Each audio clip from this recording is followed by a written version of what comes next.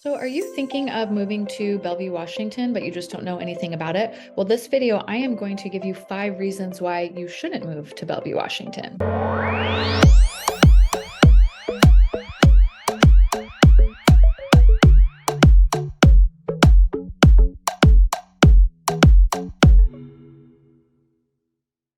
Hey everybody, my name is Tova Williamson. I'm a local real estate agent in the Seattle metro area, and on this channel I shoot tons of videos of what it's like to live in the Seattle metro area.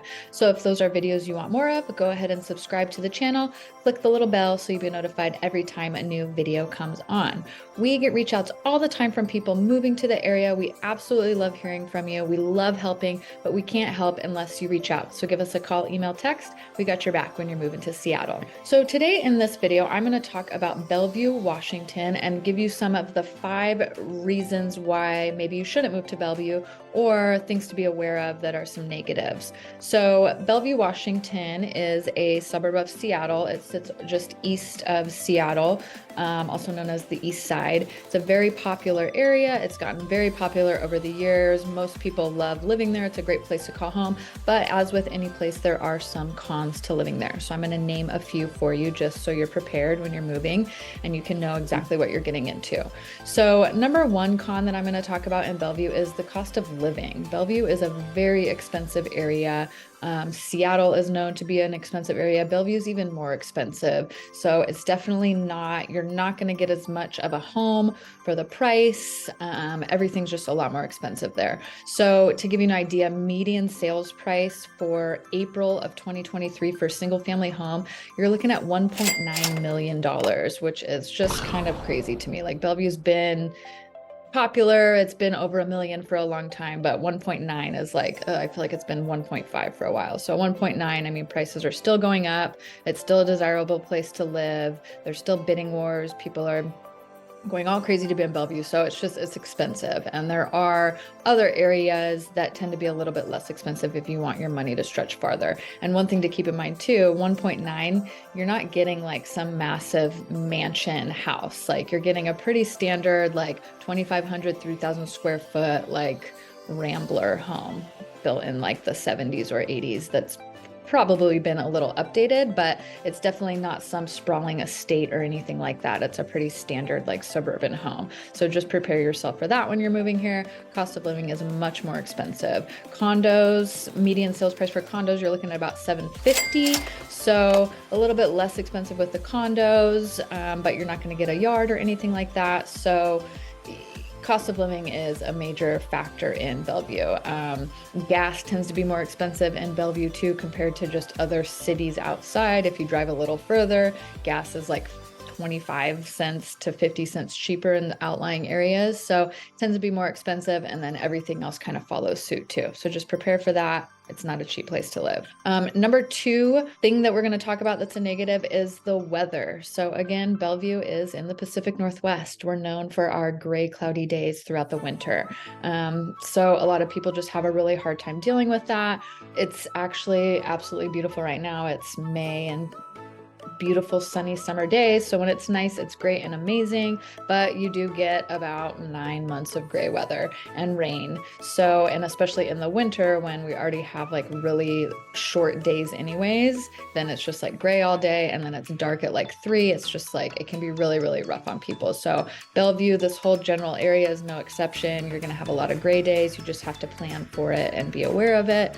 One thing to note too, in Bellevue specifically, there's a lot of really large pine trees around here. Like you can see in this picture, this is like downtown Bellevue, close to the water, but I think when they were like building it up and everything, it was made to be a more suburban community. So they kept a lot of those trees. Like when you're right downtown, obviously there's not, but a lot of neighborhoods have a lot of these huge, huge old pine trees, which a lot of people like. They're very pretty. Trees are great, but they create a lot of shade and a lot of shadow. So a lot of homes in some of these neighborhoods don't really get a lot of good natural light because of these big trees. And so that's just something to keep in mind. Maybe when you're house hunting, if you're someone someone that's really affected by the gray and the gloom, to keep that in mind when you're looking at homes is, does it get good natural light? Is it just in the shadow of trees? Because on those gray days when it's already gray and cloudy, it's getting dark at 3 p.m. and then you have trees over, I mean, it's just like, it's constant dark. So just something to keep in mind, especially in Bellevue in particular. You get a lot of shady, shadowy trees in some of these neighborhoods. One other thing to note with those big trees is we do get some windstorms sometimes. The wind picks up in the winter, we get some crazy storms. And so just with those big trees around, branches get blown off, they're flying around, your power can go out. So that's just something to consider too when you're looking at homes. Again, some of these big trees can just be, I mean, they're great, but they can be a bit of a issue too for some people. So weather, it is what it is here. It's not great, but when it's great and it's beautiful and everybody's in a good mood. Like today. Number 3 con of living in Bellevue is the traffic. So again, it's a big city. It's a metropolitan area. It's got tons of traffic. There's tons of people that live there. There's more and more people that are moving to the area. So it's only contributing to the traffic.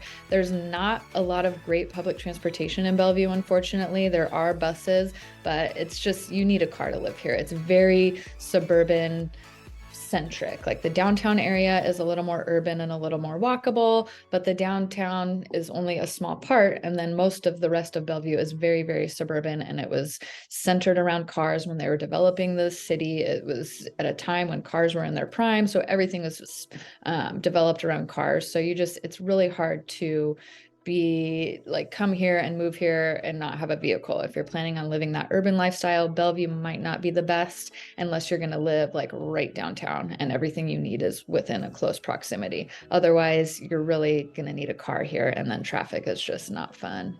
That's pretty bad. Another thing to note is there is a light rail that's going to be coming here. It's in Seattle now. It's going to cross over the bridge and connect to Bellevue and then go up to the Microsoft campus. It was scheduled to open 2023 of this year, but it's been delayed, just like everything else that happens around here. Things always get pushed back. So now they're saying 2025 is when that's going to open. So that might help out with traffic a little bit, especially for Microsoft workers that are going up there. But the thing with the light rail is it's only good if it's like going where you need it to go. Otherwise, if you don't work in some of those places, it doesn't matter. You're gonna have to drive anyways. So that's just something to keep in mind. The traffic is not great. Also, if you are living in Bellevue and working in Seattle, that's just a whole nightmare too. Getting over, you've got 2 bridges, 520 to the north, I-90 to the south, that will get you into Seattle.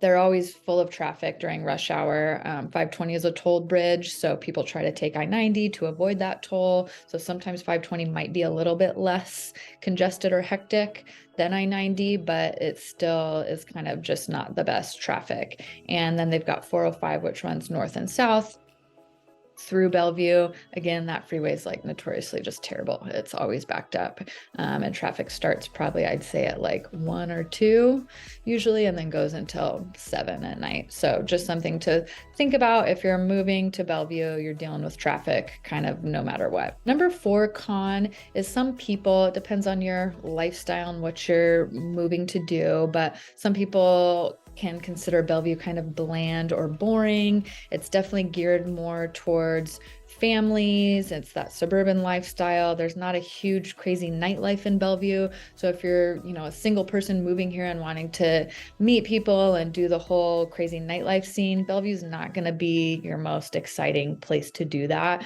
You're probably better suited to go into Seattle, where there's a lot more things going on.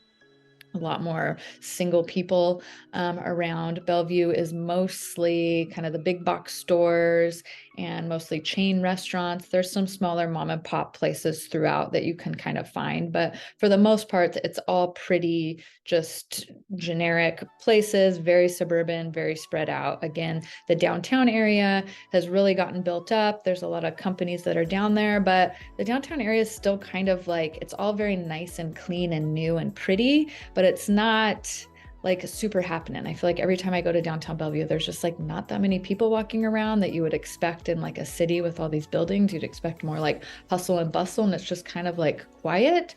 And I know it definitely slows down after like 5 or 6 o'clock. Once all the business people go home, the downtown is just kind of quiet. So if you're looking for like crazy, wild nightlife, things like that, Bellevue's a little more mellow, a little more family oriented, not going to be that like wild fun that some people are looking for. And the number 5 final con that I'm going to talk about is Bellevue can sometimes be seen as very materialistic. Just talking about the median home prices there. There's a nice mall downtown that's like their main mall. It has all of the high-end retail restaurants. You see tons of like Teslas and high-end luxury vehicles in Bellevue. So you're definitely going to get kind of that like keeping up with the Joneses vibe sometimes. It's all around. It's hard to not get caught up in that if you're seeing your neighbor having the brand new this and that and all of that. So Bellevue is known to be definitely more materialistic, especially compared to Seattle or maybe some of the other areas where people are just a little more like laid back, I guess, and not as into the material things. So that's just something to keep in mind. If you're into that and you love shopping, then it's probably a great place. But if you're not so into that, just be prepared because everybody here in Bellevue likes to have their nice things. So if you're not into that, it could be a little bit of a shock for you. So those are some of the 5 cons of living in Bellevue to be prepared for. Overall, Bellevue is a great place. Tons of people love it. They want to call it home. The schools are really good in the area. It's relatively safe. So it does bring a lot of people. But again, there's always cons to living in different areas. So if you're thinking of moving to Bellevue or Seattle Metro or anywhere else in the area, give us a call, email, text. We got your back when you're moving to Seattle.